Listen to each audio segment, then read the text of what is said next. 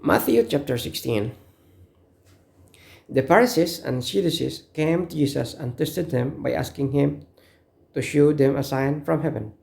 He replied, "When evening comes, you say it will be fair weather, for the sky is red. And in the morning, today it will be stormy, for the sky is red and overcast. You know how to interpret the appearance of the sky, but you cannot interpret the signs of the times. A wicked and adulterous generation looks for a sign, but none will be given it except the sign of Jonah." Jesus then left them and went away. When they went across the lake, the disciples forgot to take bread. "Be careful," Jesus said to them.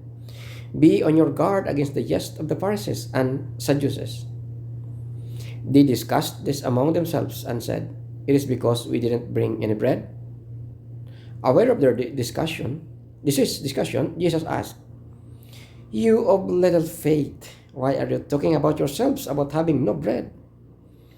Do you still not understand? Don't you remember the 5 loaves for a 5,000 and how many baskets you gathered? Or the 7 loaves for the 4,000 and how many baskets you gathered?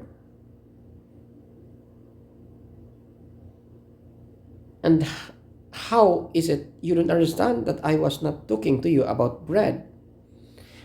But be on your guard against the jest of the Pharisees and Sadducees." Then they understood that he was not telling them to guard against the jest used in bread, but against the teaching of the Pharisees and Sadducees. When Jesus came to the region of Caesarea Philippi, he asked his disciples, "Who do people say the Son of Man is?" They replied, "Some say John the Baptist, others say Elijah, and still others Jeremiah or one of the prophets." "What about you?" he asked. "Who do you say I am?" Simon Peter answered, "You are the Messiah, the Son of the living God." Jesus replied, "Blessed are you, Simon, son of Jonah, for this was not revealed to you by flesh and blood, but by the Father in heaven. I tell you that you are Peter, and on this rock I will build my church, and the gates of Hades will not overcome it. I will give you the keys of the kingdom of heaven. Whatever you bind on earth will be bound in heaven, and whatever you loose on earth will be loosed in heaven." Then he ordered his disciples not to tell anyone that he was the Messiah.